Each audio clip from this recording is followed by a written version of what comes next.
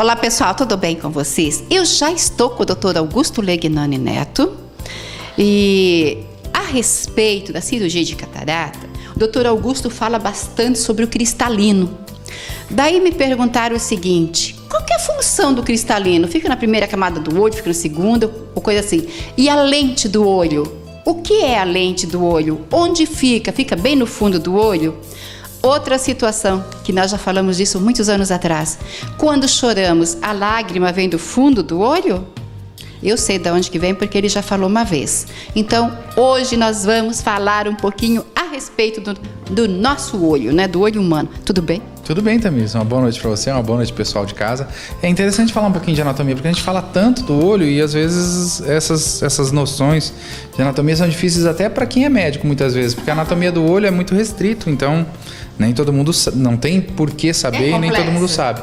Ela é simples, mas é uma coisa que precisa de um pouquinho de imaginação. Você precisa ver uma vez para poder imaginar o que está acontecendo. Senão realmente fica um negócio muito abstrato, muito lente. Dentro do olho tem lente, a lente está na frente do olho, daí já confunde com lente de contato e outras coisas. Isso. Então assim, a primeira coisa que a gente pensa quando a gente vê um olho, ele é como uma máquina fotográfica. Às vezes máquina fotográfica as pessoas já viram. Ela tem um segmento de lentes na porção anterior e para trás ela tem uma câmera onde antigamente tinha o filme, hoje não tem mais o filme, hoje tem uma célula de recepção digital, né? Mas assim, então ela tem lentes. Essas duas lentes vão fazer o foco que vai se localizar lá na retina.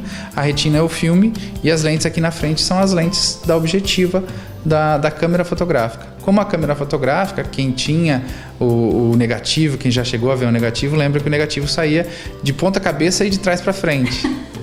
Nossa imagem também faz isso. Quando a gente projeta a imagem dentro do olho, a gente projeta ela de ponta cabeça e de trás para frente. E daí depois o cérebro se encarrega de refazer essa imagem, de endireitar essa imagem. O nosso olho tem muitas camadas? Se você dividir por segmentos, por epitélios, ela tem várias camadas. Por exemplo, a retina tem 12 camadas, a córnea tem 6 camadas, o cristalino, ele é Nossa, é tanto assim? É, para cada epitélio. Mas, por exemplo, a pele da gente, se você pensar em pele, é uma camada. Só que a pele tem parte queratinizada, parte de membrana basal. Então, assim, a pele também é dividida em 5 camadas. Só que quando a gente corta, parece que é uma só. Parece que é uma só. Se você abrir a córnea, é uma córnea só. Mas só que a córnea tem 5 camadas, se você for dividir ela histologicamente. 6 agora, porque agora eles descobriram uma camada extra aí, que a gente tem que aprender o nome dela, assim, tem que ter ela em mente.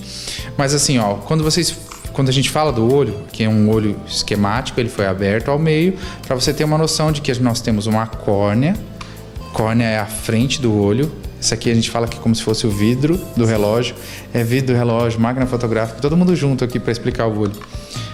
Atrás da córnea, nós temos a íris, que é o colorido do olho, tá?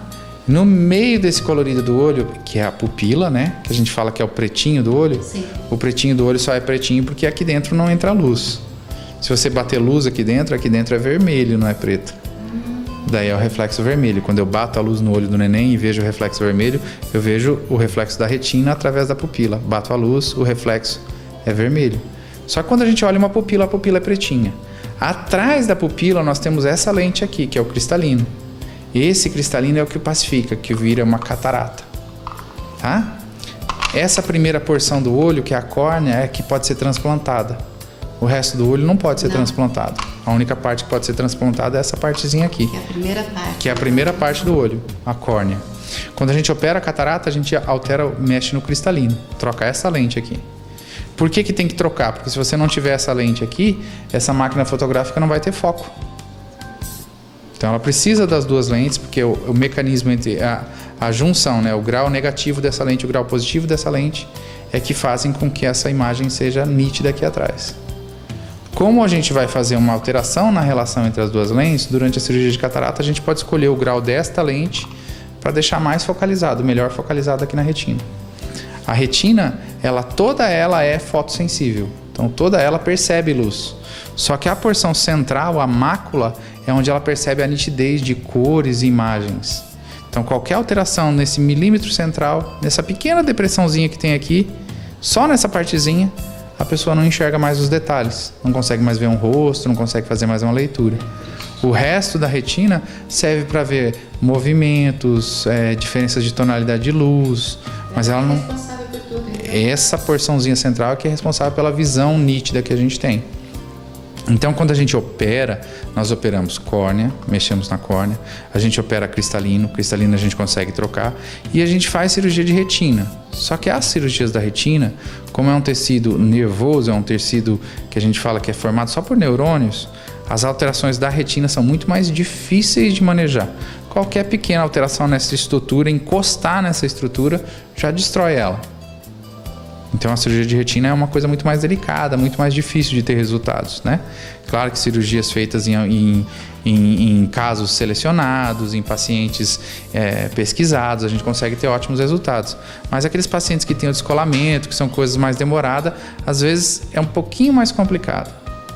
Agora você falou do cristalino, que dá para trocar o cristalino. Esse é o cristalino. Esse aqui que a gente troca, coloca as lentes de cirurgia de catarata. Então daí sai esse e entra a lente. E entra uma lente, pode entrar uma lente multifocal, pode entrar as lentes Então ela vai fazer a função do cristalino. Então, o que a gente quer fazer? A gente quer fazer com que a relação entre essas duas lentes fique correta para que a imagem fique nítida no fundo. O olho deve ser muito lindo. Bom, para quem é oftalmologista, não tem como não gostar do olho, né? Mas é interessante essa parte de retina, é um mundo bem diferente, assim. Nós, na oftalmologia, a gente tem a vantagem de que a gente consegue observar as patologias.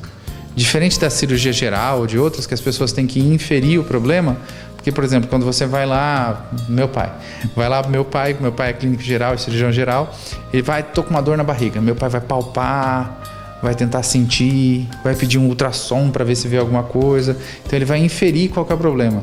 Eu já não, eu vou pegar e vou olhar o seu olho, eu olho dentro, olho fora, eu já vejo o problema. Então a oftalmologia tem essa vantagem muito grande, a gente poder ver. E as imagens que a gente vê são bem diferentes. A gente consegue ver várias patologias da retina assim que chamam a atenção. Assim, não dá para dizer que é bonito porque é patologia, mas assim, é uma colorido, bonito. Para quem gosta de oftalmologia, como eu adoro oftalmologia, é apaixonante, né? Você vê várias imagens diferentes, você imagina as coisas, você vê. E o que mais interessante da oftalmologia é que quando você começa a fazer oftalmologia, você não vê nada. A pessoa fala, olha aqui, faz assim, assim, assado. Você olha, não enxerga. De repente, depois de 6 meses tentando lá, pá, você começa a ver. E daí cada vez que você vê mais coisa. E é engraçado que quanto mais você sabe de oftalmologia, mais fácil fica para você ver essas alterações, que são coisas diferentes de ver. É interessante.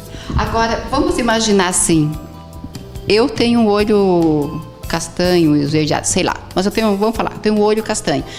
O meu olho castanho, vou imaginar que você tem um olho bem azul, que o teu também é castanho, acho, né? Eles são diferentes na hora que você examina tudo? Um olho bem azul, por exemplo? Não, só tem algumas vezes os olhos muito claros, eles deixam transparecer, porque assim, a íris ela tem uma musculatura circular. A gente fala que a íris é um esfíncter. Esfíncteres são músculos circulares. E nos olhos muito claros, às vezes a fibra, esse tecido que é a íris que tem na frente, ele é tão fino que eu consigo ver a musculatura atrás. Então é uma imagem também interessante. Às vezes a gente vê aqueles olhinhos bem clarinhos em pacientes mais idosos, você consegue ver a musculatura certinha trabalhando ali atrás. E é uma musculatura que não normalmente fica exposta. Em oftalmologia também tem outras coisas interessantes. Tem os vasos episclerais, os vasos da periferia. A gente, como observa com um aumento, a gente consegue ver os glóbulos vermelhos andando dentro desses vasos. Claro, você não vê o glóbulo como a gente vê na Fantástico, né? Glóbulo desse tamanho. Você vê que eles são pequenos pontinhos que andam dentro do vaso. Então a gente consegue ver a circulação ao vivo, a gente consegue ver a microvasculatura ao vivo, a gente consegue perceber alterações como arteriosclerose mais cedo. Então é bem bonito quando você para prestar atenção nos detalhes, aí você fala, nossa, cada coisa que a gente vê. Então parece aquelas lâminas assim que aparecem, a gente consegue ver isso ao vivo. Aí depois também quem é apaixonado pelo que faz, que nem você, porque eu sei que você é um apaixonado pelo que faz. Tudo acontece de uma forma, claro, espetacular. Você já chegou a examinar um bebê, vamos imaginar 2, 3 meses, e o olho do bebê, ele é igual ao nosso já, mas como ele está em formação, ele é diferente? Tem, essa parte da formação é interessante. A retina, a formação dos vasos da retina, eles são formados no último trimestre, no final do último trimestre.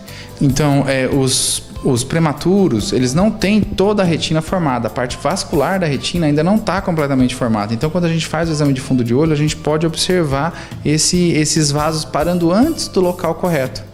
E esses vasos, dependendo das condições em que a criança nasce, se ela precisa de oxigênio, se ela tem privação de oxigênio, eles podem fazer uma proliferação, que é a retinopatia da prematuridade. Então, o bebê prematuro é muito importante que consulte o oftalmologista para ver essa parte do fundo de olho. Não é só ver o reflexo vermelho. Essas crianças precisam de fazer um exame dilatado para ver o fundo de olho corretamente. Então, isso. E tem algumas alterações da formação, porque quando o cristalino é formado na vida intrauterina, esse cristalino ele tem uma artéria que liga lá no nervo óptico. Essa artéria liga essas duas partes. Todo o vítreo, que é o gel transparente, ele é vascularizado dentro da vida intrauterina. Esses vasos vão secando e morrendo e o gel vai ficando transparente. Em algumas crianças a gente vê a persistência de partes dessa artéria.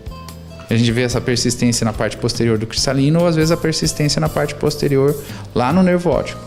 Então essas alterações também são observadas quando a gente faz o teste do reflexo vermelho, que às vezes ele tem uma opacidade posterior no cristalino por persistência dessa artéria que vascularizava essas duas partes do olho lá na vida intrauterina. Então existem alterações que a gente consegue ver num bebê que podem ter sido influenciadas pelo crescimento dele intrauterino. Agora, um adulto pode ter problema também no nervo óptico? E quais são o que causa? Nervo óptico é um caso à parte. Nervo óptico, a gente tem até uma subespecialidade que a gente chama de neurooftalmologia. A neurooftalmologia, ela vê as alterações entre a retina e o cérebro. A neurooftalmologia vê principalmente alterações desse do nervo óptico, que podem ser inflamatórias, podem ser infecciosas, podem ser desmelinizantes. Existem várias doenças que afetam o nervo óptico.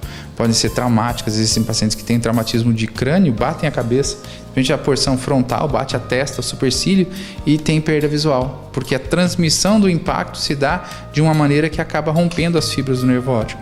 Então, assim, existe um capítulo todo para tratar desse tipo de doença. Mas agora também eu vejo assim, eu não sei, né? Eu vou falar por mim, a respeito do nervo óptico. Quem imaginava, por exemplo, que é o neuro que pode cuidar? Daí eu acho que ali entre os dois, né? O oftalmologista e o neuro, né? Na verdade, é uma coisa bem complicada o trabalho em conjunto dessas duas equipes, porque realmente precisa dos dois, só que na parte de neurooftalmo, o oftalmologista está mais apto, por quê? Porque a gente pode medir a visão. Para o neurologista fica um pouco mais difícil de trabalhar com a neurooftalmo, porque normalmente ele não tem no consultório dele uma tabela de Snellen. Eles não estão aptos para medir a visão. Então eles não têm as ferramentas necessárias para fazer esse acompanhamento. Então assim, na maioria das vezes os neurooftalmologistas são oftalmologistas que se dedicaram a essa área.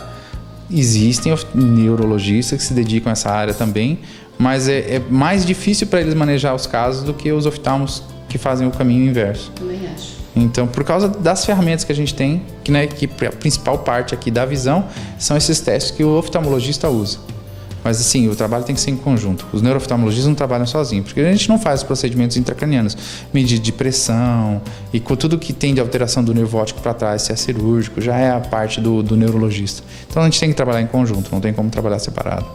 Vou fazer uma matéria a respeito do assunto, porque é bastante curioso. Eu observo aqui esse olho que você tem aqui, doutor, que ele é bem irrigado. O nosso olho é bem irrigado? Sim. Todos esses vasinhos que você vê aqui é o que eu vejo lá quando eu olho fundo de olho. Ele é cheio de vasinhos. E esses vasinhos, às vezes, os cardiologistas pedem pra gente observar eles. Porque a gente consegue observar se a pessoa tem aterosclerose ou não. Daí eles pedem assim, esse paciente aqui tá com hipertensão, essa hipertensão já existia ou é coisa que apareceu agora? Através das alterações dos vasos, eu consigo inferir se ela é nova, se a hipertensão é recente ou se é uma hipertensão antiga. Então, às vezes, a gente consegue auxiliar os cardiologistas no tratamento da hipertensão através desses dados que a gente consegue colher através do fundo de olho. Então, por isso que, às vezes, uma pressão alta pode dar dor no olho. A gente fala, dói o olho. Na verdade, o povo sempre infere que as dores no olho têm relação com pressão. Mas assim, o que pode causar dor no olho é a pressão intraocular aumentada de maneira abrupta, quando passa de 30. Mas nada do coração? Não, do coração dificilmente ele vai dar uma dor no olho, mas as dores de cabeça podem ser referidas retrooculares. Essas dores de cabeça podem ter relação com a hipertensão. Que é bem curioso tudo isso. Pra gente encerrar, a lágrima. Gente, eu acho um barato. Você fala da produção da lágrima, realmente, quando você olha o olho aqui, a lágrima não é produzida no olho. O olho não tem nada a ver com a produção lacrimal. A glândula lacrimal, ela é externa. Ela tá aqui embaixo da pálpebra superior, tá? Essa é a glândula lacrimal principal. Ela fica aqui no cantinho e ela joga aquele choro, sai dessa glândula lacrimal principal. Ela ajuda a produzir a lágrima basal, mas as nossas pálpebras, elas são cheias de várias glândulas que ajudam na produção da lágrima basal. Tem as glândulas de Wolfram, Krauss, de Meibomil, todas elas produzem alguma das partes que compõem essa filme lacrimal que faz essa lubrificação basal ali, que faz o olho correr macio, a pálpebra correr macio sobre o olho. Às vezes a gente conversa com uma pessoa que passa por problema e fala assim, nossa, eu já chorei tanto que eu não tenho nem lágrima mais. Isso acontece? Não acaba. Lágrima tem. Lágrima sobra. Só não tem lágrima em pacientes com doenças, por exemplo, Sjögren. Existe uma doença que realmente o olho fica seco, a boca fica seca, que faz parte das doenças reumatológicas. Mas nesses casos o olho fica seco. É porque tem pessoas que choram com tanta facilidade e as lágrimas já descem rápido, né? Tem umas que já demoram mais. Se você não tiver com lágrima o suficiente, quer dizer que você não está bem hidratado. Se você estiver bem hidratado, não vai faltar lágrima. Perguntar, tem alguma coisa a ver com água? É muito importante. Para a glândula lacrimal, para a pele, para a boca, para tudo. Tá sentindo a boca seca, pode saber, tá faltando água. É isso aí. Agradeço teu carinho, tua atenção mais uma vez. Né? Mande as perguntas, bastante curioso. Nossa, eu gosto de ouvir isso porque a gente acaba aprendendo bastante também, né, com as suas perguntas. Que Jesus te abençoe. Uma boa noite para vocês, uma boa noite pessoal de casa e tomara que estejamos aqui semana que vem, que Deus nos abençoe com isso mais uma vez.